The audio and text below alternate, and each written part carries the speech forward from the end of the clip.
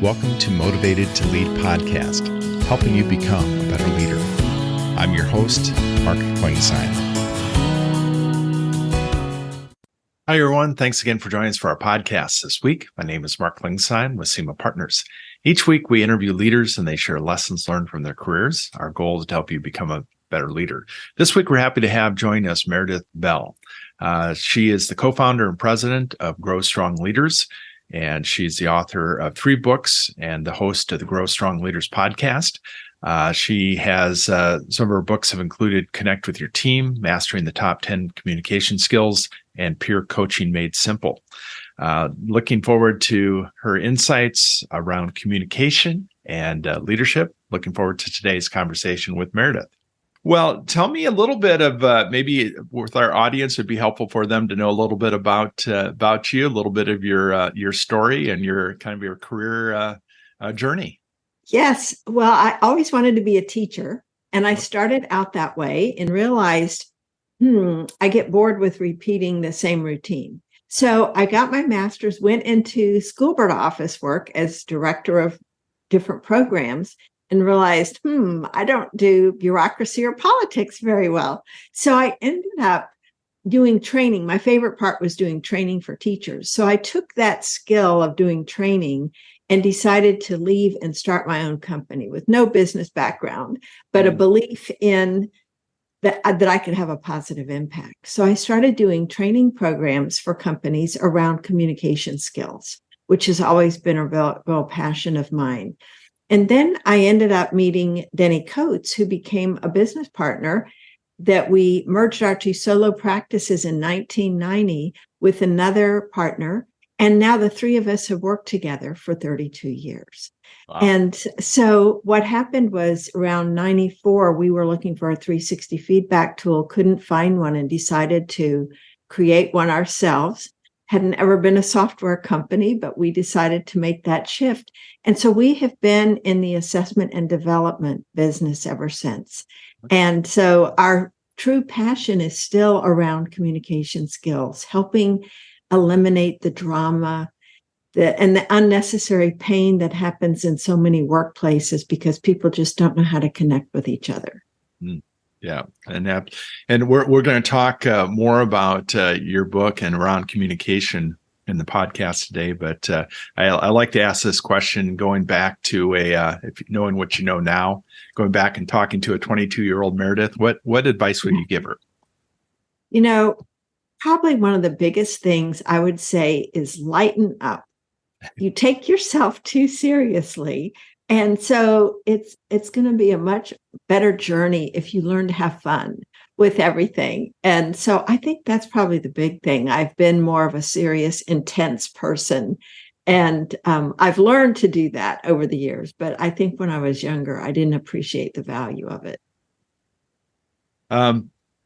Communication skills, they're so important.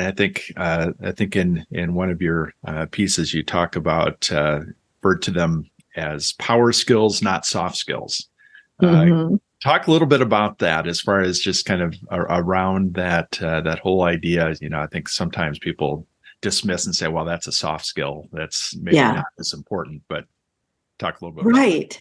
The ability to create trust, and positive relationships with others depends so much on how we connect with them and how we can relate to them. And so to me, when you learn the value of a skill like listening, or how to receive feedback well, or give feedback appropriately, whether it's positive or constructive, that is truly a power skill. There's nothing soft about it. For one thing, it's not easy to do those well.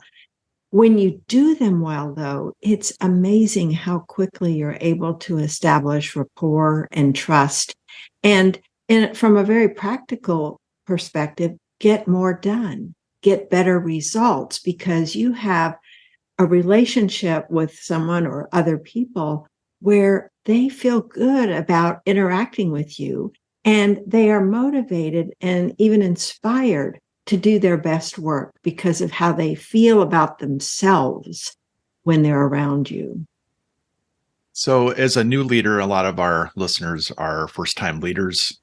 They maybe have done well in a kind of individual contributor level position, and now they've moved into, been tapped on the shoulder, said, we see that you have leadership capabilities, and they move them into that position. What are some of the communication skills that you see that sometimes first time leaders are maybe not aware or blind to as far as the importance of? Yes. There's kind of a theme here of someone when they get in that position sometimes feel like, oh, I've got to have the answers to everything, right? I've got to be the answer person. And so there are a number of skills that if you can focus on them instead, it helps you realize the people I'm working with aren't really looking to me necessarily for the answer. If I can learn how to draw it out of them, it's going to be so much more effective, and it'll be a better use of the leader's time. So the skills involved with that include asking questions. So instead of when someone comes to you and says, well, what should I do here? Or how should I handle this? Instead of giving an answer, learning to make your first thought, well, what do you think? What ideas have you come up with so far? What options are you considering? So that you find out what kind of thinking have they done in advance, and you help teach them to think for themselves before they come to you looking for answers. And then accompanying that is listening well, so that when they share their ideas with you, you're open, you're curious, you want to learn more, you go a little bit deeper with further questions to help them think through, well, what's the possible impact if you go that route? What do you anticipate being the positive or the downsides of doing that? So I think those two skills combined are really valuable for someone moving into a new leadership role. I was reading in one of your books talking about the whole question that a lot of times is very cloudy in employees' minds is, what is success? And a lot of times it's not defined as far as the communication. Tell me a little bit about kind of what you're seeing as far as you're talking and to people in business and the importance of defining success. Well, to me, success, because of my own bias, it's about having positive relationships in life where I help other people feel valued, and I'm around others who I know value me. It's not so much accumulation of things, it's an accumulation of people who genuinely care about you and that you care about, and being willing to let them know. And so to me, that's more how many people are in my corner, see me as a positive force for good and a contributor in terms of their own well-being, their own potential. I think to me that is a greater measure of success. How many people's lives have I impacted in a positive way?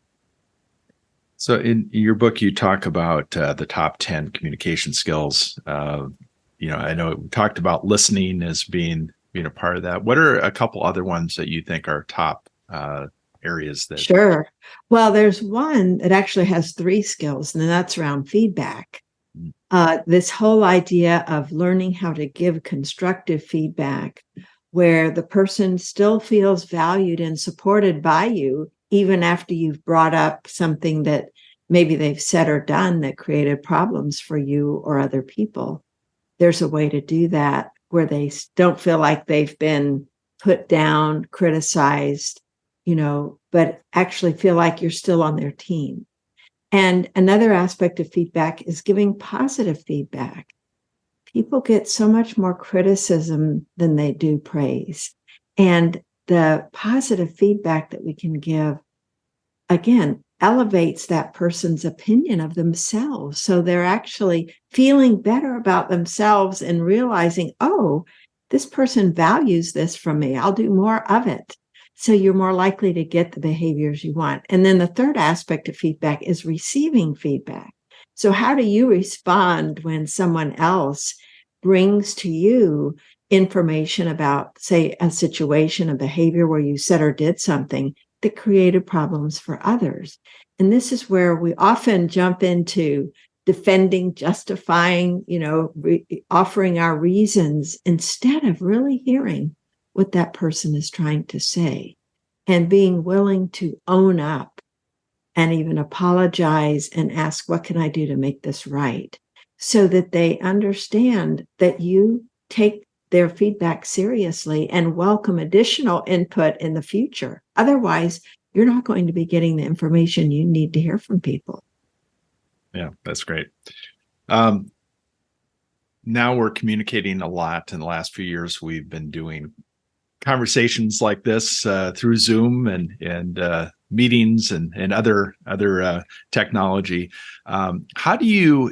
Is there any tips that you can give to somebody that maybe is managing virtually? A lot of teams are spread out around the country and around the world, but are there some things that people should be aware of as far as in communicating in a video form versus in person? Yes. Well, one thing is to just check in and ask the person, how are you doing? How are things going? Because you don't know what occurred in their life before they got on that call, right?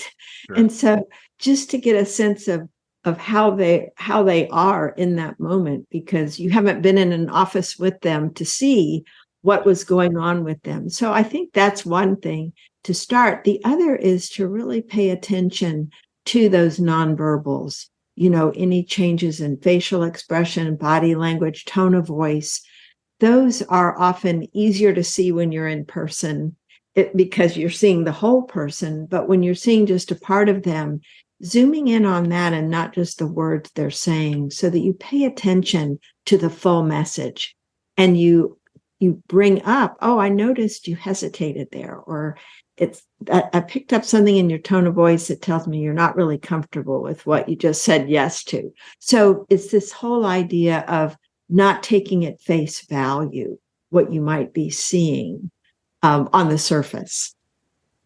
Got it. You talk about, and you have another book that's focused around coaching peers, and I think that that is it's an interesting topic in that a lot of times leaders that are going into a team, maybe they've been peers with somebody, and then all of a sudden they're leading a team. Maybe talk about the dynamic of that as far as in coaching your peers as well as leading as a peer that's now in a leadership position. Mm-hmm. Well, the idea with peer coaching is that organizations, when they bring in an external coach or even train internal coaches, those individuals are typically working with people at the senior levels of leadership. And the fact is, everyone can benefit from coaching. So that's why we wrote that book, Peer Coaching Made Simple, to explain the process where two people can pair up together. And like you just mentioned, it could be two people that are coworkers. It could also be a manager and one of their direct reports, in which case the coaching isn't so much peers, but it's the manager learning to coach the other person. And they don't have to get certified for this. It's the idea of that you have the attitude is, I want to be helpful to this person. And we actually pair that book with the book on communication skills, because communication skills are so hard to change. We're hardwired for a certain way of listening or responding to feedback. And so it helps to work with a peer coach, someone who is holding you accountable and also supporting you and encouraging you as you're working to make these changes. So you set up regular meetings at whatever frequency makes sense. They don't have to take a long time.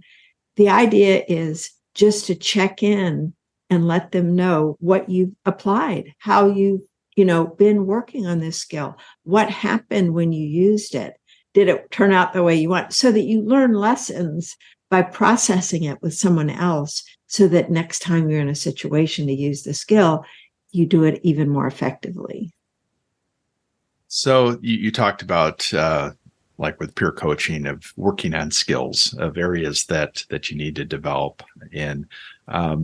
Can you talk about, just from your perspective, how to master a new skill? A lot of times you get into a leadership position and you realize, okay, I don't have all the tools in the tool belt. I need to learn something, whether you're from, just a completely different function. Maybe you haven't had a lot, exposure to finance or whatever it is that you need as far as in that.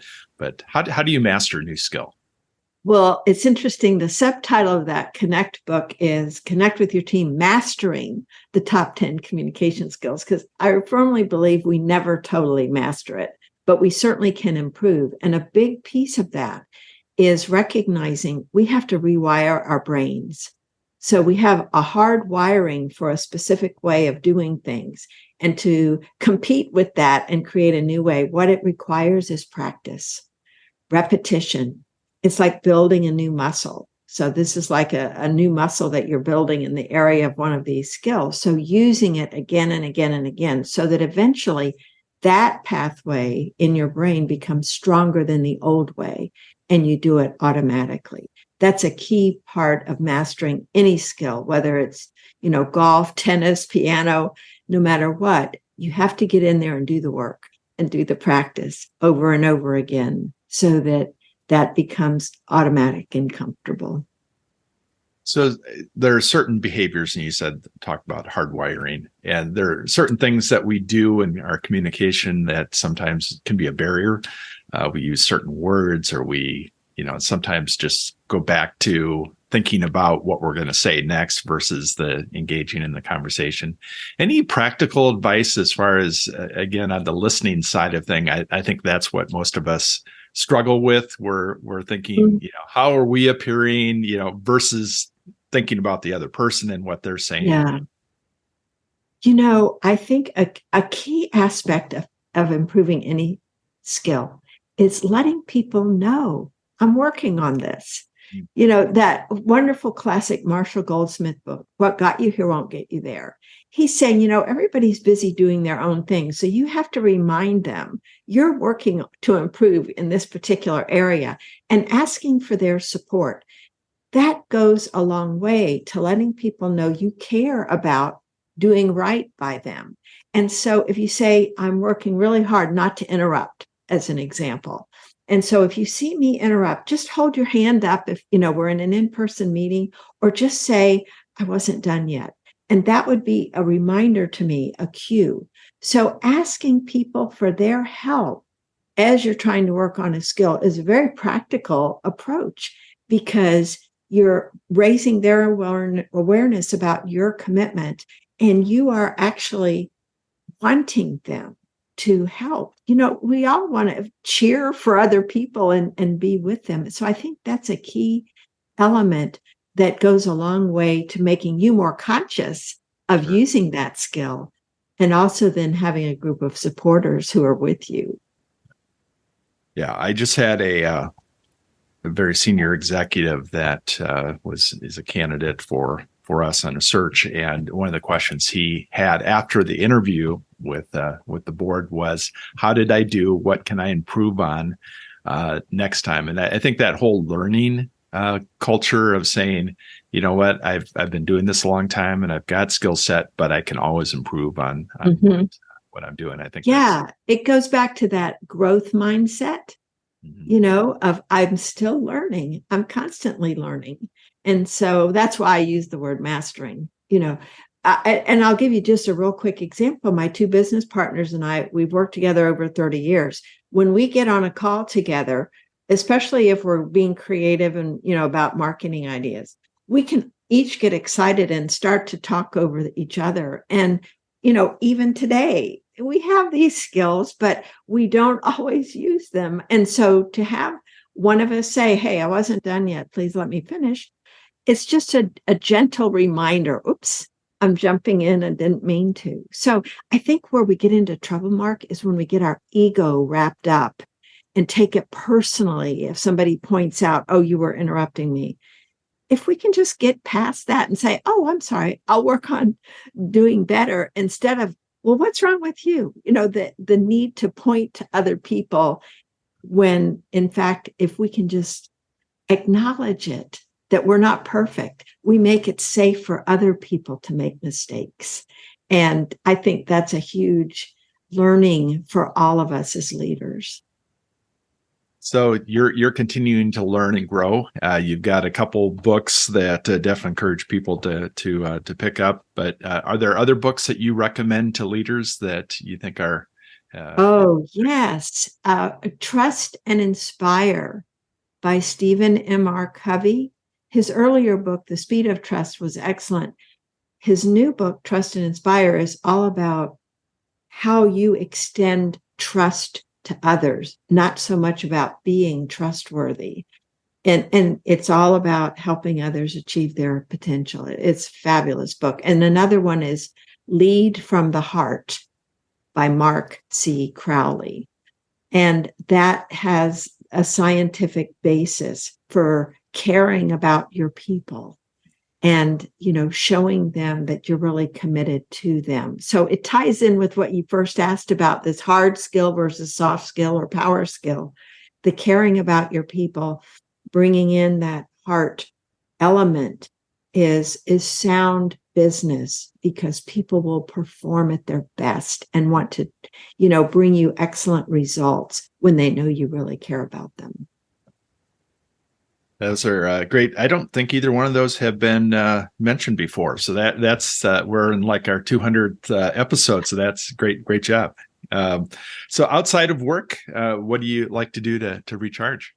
Oh, my favorite thing is going out with my husband. We're avid bird watchers. So it's birding is Okay. what it's termed. And for, the past 14 years, I've helped coordinate field trips for the Virginia birding organization. And I really enjoy that. I love helping introduce other people to this wonderful world of nature, watching birds. Getting out with nature in general is just what I really enjoy doing, getting outside. Since I work inside, Sure. it's wonderful to get out there and spending time with our two wonderful grandchildren. That's lots of fun. Yeah. Well, what parting advice would you give to a new leader?